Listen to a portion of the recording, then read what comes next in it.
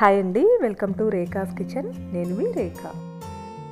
ఈరోజు మన కిచెన్లో ఎంతో హెల్దీ అలాగే చాలా చాలా టేస్టీగా ఉండే సజ్జ రొట్టెలు ఎలా చేసుకోవాలో చూద్దాము. ఈ సజ్జ రొట్టెలు వెయిట్ లాస్ అవ్వాలి అనుకునే వాళ్ళకైతే చాలా బాగా యూస్ఫుల్గా ఉంటాయండి. ఈ సజ్జ రొట్టెలు టేస్ట్ చాలా బాగుంటాయండి, అలాగే మన హెల్త్కి కూడా చాలా మంచిది. ఈ సజ్జల్లో మనకి కాల్షియం పర్సంటేజ్ చాలా ఎక్కువ ఉంటుందండి. ఇప్పుడు మనం ఈ సజ్జ రొట్టెల్ని చాలా చాలా సింపుల్గా ఎలా తయారు చేసుకోవాలో చూద్దాము. పచ్చిమిర్చిని ఇలా సన్నగా కట్ చేసుకోవాలి. ఒక పెద్ద సైజు ఆనియన్ని తీసుకుని చాలా సన్నగా కట్ చేసుకోవాలి. అలాగే కొంచెం జీలకర్రను కూడా తీసుకోవాలి. టేస్ట్కి సరిపడా సాల్ట్ని కూడా తీసుకోవాలి. ఇక్కడ నేను 2 కప్పుల సజ్జల్ని తీసుకుని ఇలా మిక్సీలో మెత్తగా గ్రైండ్ చేసుకున్నాను.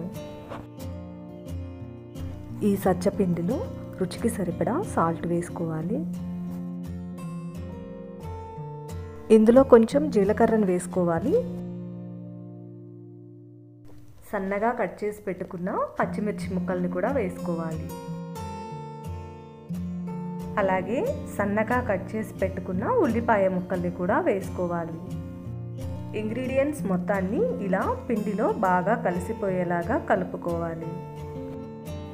ఈ పిండిలో మనం కొంచెం కొంచెం వాటర్ని పోసుకుంటూ బాగా చపాతీ పిండిలాగా కలుపుకోవాలి.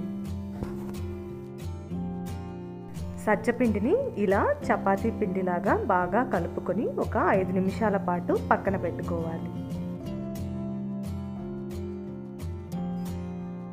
5 నిమిషాల తరువాత సజ్జపిండిని ఇలా చిన్న చిన్న ఉండలుగా చుట్టుకోవాలి.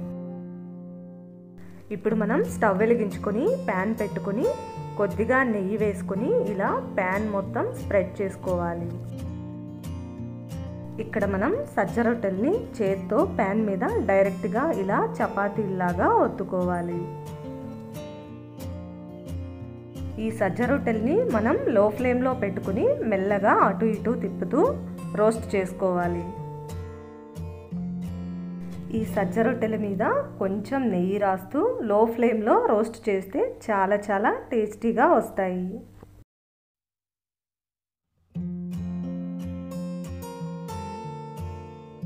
అలాగే మిగిలిన సజ్జ రొట్టెలన్నిటిని కూడా రోస్ట్ చేసుకోవాలి.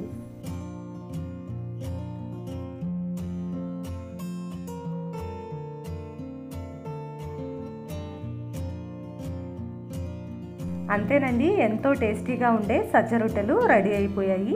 వీటి టేస్ట్ అయితే చాలా బాగుంటుంది. తప్పకుండా మీరు కూడా ఒకసారి ట్రై చేసి చూడండి, మీకు కూడా నచ్చుతుంది. మరిన్ని టేస్టీ అండ్ వెరైటీ రెసిపీస్ కోసం రేఖాస్ కిచెన్ని సబ్స్క్రైబ్ చేసుకోండి.